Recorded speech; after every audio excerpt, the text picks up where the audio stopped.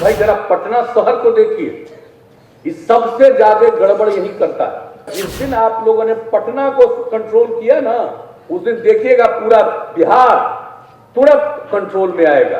बाहर से कोई आएगा उसको शराब देना चाहिए, इससे बढ़कर के कोई गंदी बात है? और वो भी कोई गड़बड़ करते हैं तो बर्दाश्त नहीं किया जाना चाहिए।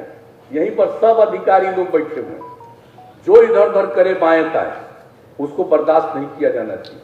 और जो नियम और कानून है उसके मुताबिक निश्चित रूप से एक्शन होना चाहिए। और कहीं भी नहीं, अब देखिए अब इस बार पकड़ रहे थे, कहां कहां पता चल रहा। और हमने तो मीटिंग में ही कह दिया था कि भाई जरा पटना शहर को देखिए, इस सबसे ज्यादा गड़बड़ यही करता है।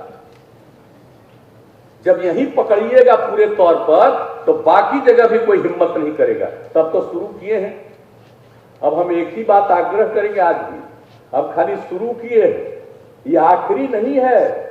वो एक एक जगह लोगों को ठीक ढंग से पकड़ लीजिए। एक जगह चला गया देखने के लिए कोई, अब कोई कहीं पर महिला थी तो उसको लेकर के लोग बोल रहा, अरे जाएगा नहीं। पुलिस वाले को अगर किसी को पता चलेगा या मद्य निषेध विभाग को पता चलेगा और ये कहा गया है कि उसको देखिए, कहीं शादी का कार्यक्रम हो, कोई कार्यक्रम हो, कोई होटल में ठहरे हैं, कहीं है, तो वहां जाकर के देखिए। अगर किसी को जानकारी मिली और उसको जाकर के देखने गया तो गुनाह है।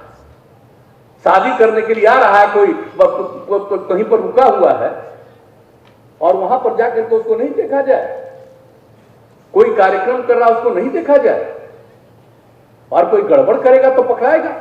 और अगर किसी के बारे में कोई शिकायत सही नहीं है तो बहुत अच्छा होगा कि भाई नहीं, गलत शिकायत किसी ने किया तो एक अलग चीज है। लेकिन ये सब बातें तो करनी पड़ेगी ना। जितनी सूचनाएं मिलेंगी, आप क्या समझते हैं कि सब 100% सूचनाएं बिल्कुल सही मिल ही जाएगी? ये संभव है कहीं? जब मनुष्य को आप जानते हैं तो बार बार कहते हैं, इसको देखते नहीं है। कौन लोग हैं जो जितने लोगों के साथ रहते हैं तो उसमें देखते हैं कि सब आदमी ठीक एक ही स्वभाव का रहता है। इसलिए तो जितना भी करिए, कहीं ना कहीं तो मान लीजिए कि त्रुटि हो सकती है, लेकिन पूरे तौर पर सब चीजों को देख करके, उसका असेसमेंट करके, और तब आप इन सब चीजों को कहीं कोई गलती न हो, इस बात का भी पूरा का पूरा ख्याल रहे और पूरे तौर पर जरूर जाइए, निश्चित रूप से देखिएगा। और हम तो आपको कहेंगे कि अगर जिस दिन आप लोगों ने पटना को कंट्रोल किया ना, उस दिन देखिएगा पूरा बिहार तुरंत कंट्रोल में आएगा। और जब यहीं पर आप कंट्रोल नहीं करिएगा तो बाहर कोई कंट्रोल होगा? तो इसलिए बहुत गलत बात है। और आज भी हम किसी किसी का बयान देखते हैं, अखबार में छपता रहता है। हम तो भाई सुबह अखबारें देखते हैं कि कौन क्या बोल रहा है। बिजनेस कम्युनिटी वाले को आज देखिए बोलते थे कि बाहर से लोग आवे उसको शराब देना चाहिए। अरे बाहर से कोई आवेगा उसको शराब देना चाहिए, इससे बढ़कर के कोई गंदी बात है? और इस तरह का वक्तव्य देने वाले आदमी को मैं तो एक बार कहूंगा, इस तरह के जो वक्तव्य देते हैं उनके वक्तव्यों को देखिए, और वक्तव्यों को देखने के बाद ये मान करके चलिए कि मन में कहीं ना कहीं कोई बात है जो कहेगा कि हम शराबबंदी के तो पक्ष में, लेकिन ऐसा करना चाहिए। अरे ये संभव है?